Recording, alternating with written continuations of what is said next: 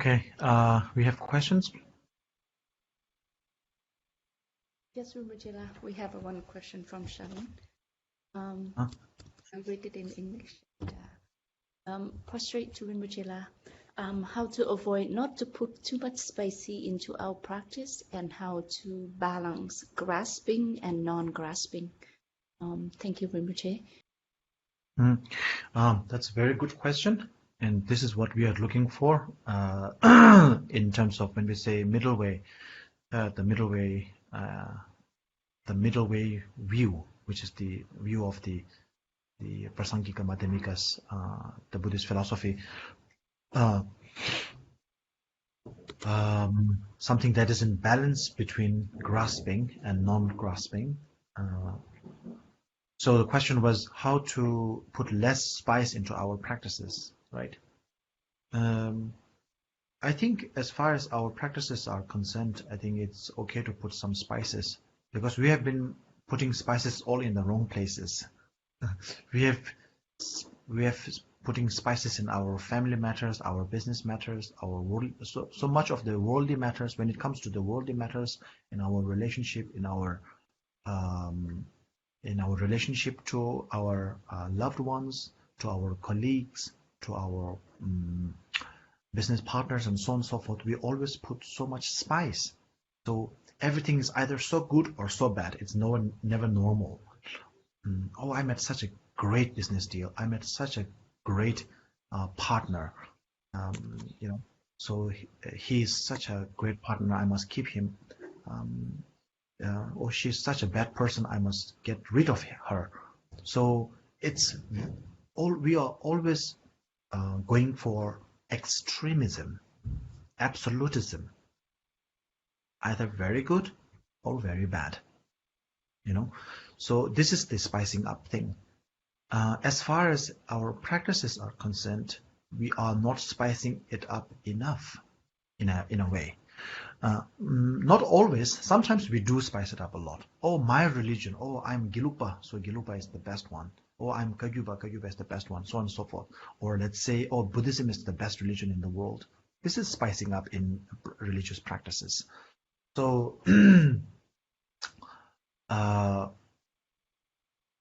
in general, we are not spicing up that much in our spiritual practices. But when we do spice up, we spice up always the wrong things on the wrong dishes. It's like putting chili on candies. That one tastes good, and ice cream. You can put chili on noodles, but if you put chili on ice cream, that will not be very popular.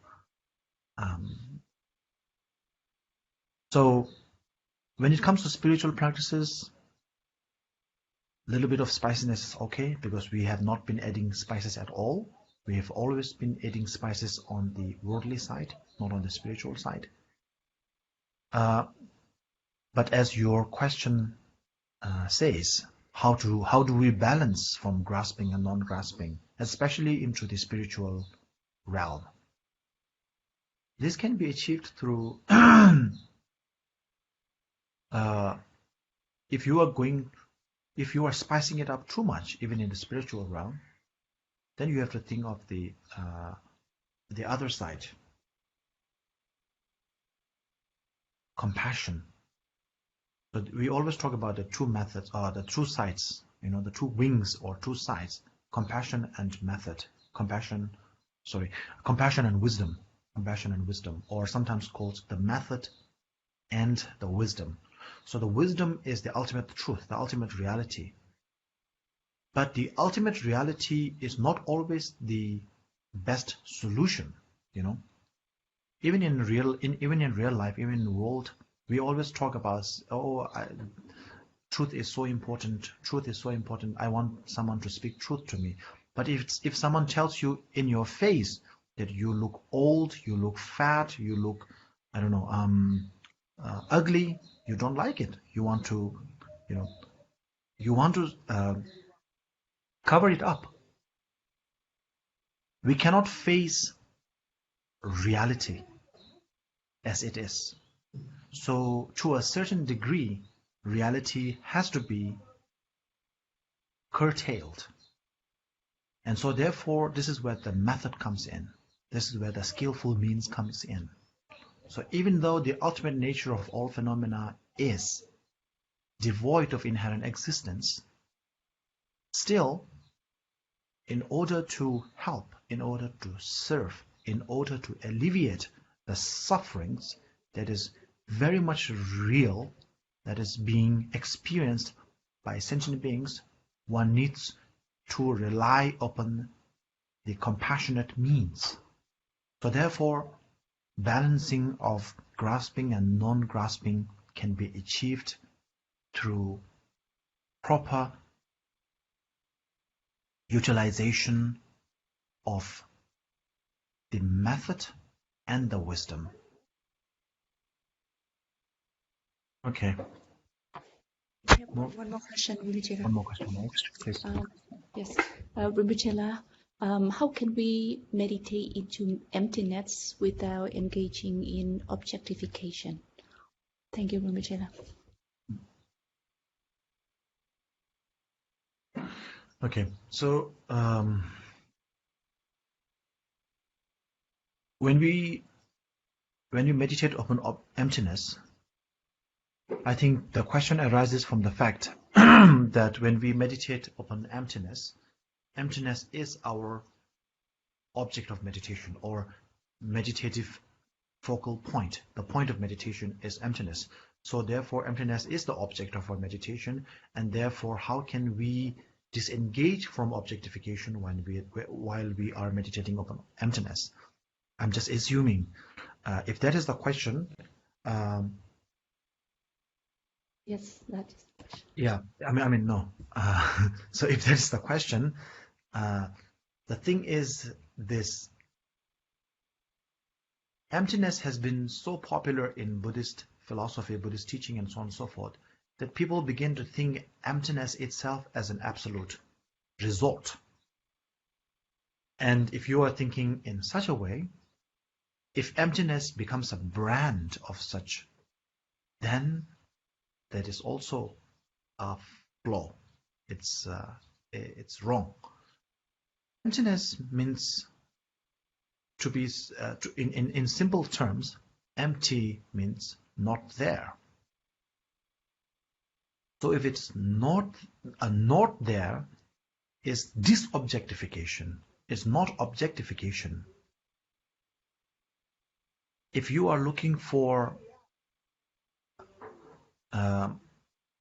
if you are looking for, let's say, if you're looking for an elephant and you don't find it in the room, the elephant is not in your room, the elephant is not in the cupboard, the elephant is not under the bed. The elephant not being there in your room is actually objectification of elephant in your room. There is no objectification here. When you are looking for an elephant which is not in your room, when you find there is no elephant in your room, you are actually finding the absence of elephant in your room.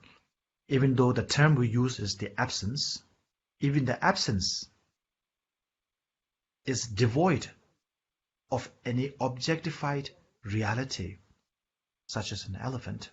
So therefore, looking for emptiness or meditating upon emptiness is like looking for the non-existence of an elephant in your room, in a way.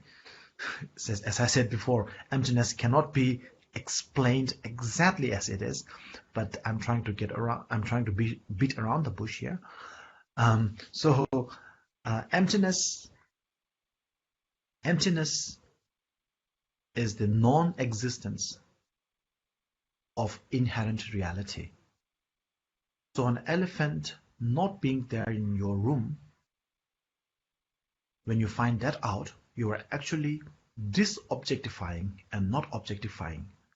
And since we are not talking about emptiness of one particular object, but emptiness, the nature of emptiness of all phenomena, So we are disengaging from objectification of every phenomena there is when we engage ourselves in meditating and actualizing upon emptiness. This is one thing, okay? Another thing is, I don't know. Another thing is when we are meditating about emptiness, we are dissecting the very object that is absolute. Okay, if there is an elephant, what is the elephant? Is the trunk elephant? Is the ear elephant? Is the eye elephant? And so on and so forth. We are dissecting the very absolute value that makes up an elephant. So, and as we dissect into the very reality, the absolute reality of what makes an elephant, there is nothing to be found. And so therefore, we, while in the process of objectifying something there isn't, we are actually disengaging from objectifying anything.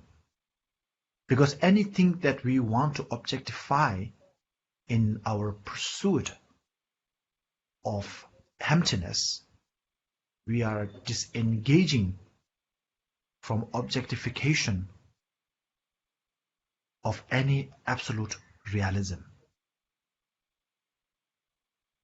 I don't know what I don't know if it's helpful or not, but what I just said, just think it over. Maybe it helps, maybe it doesn't help. If it doesn't help, you can ask next week about. But you must think it over. What I say, just think it over. If it makes sense, all the best for you. If it doesn't make sense, you can ask more questions, and then it will become clearer and clearer and clearer. But you must think. If you don't think and just leave it as what I said here, it will remain in Facebook, it will remain online, and that is it. It will never touch upon your, your mind.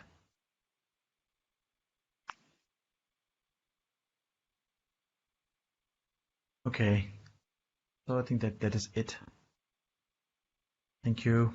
Thank you everyone for paying attention to this very difficult subject. And thank you, Ms. Huang, for your great translation. Okay, so we start.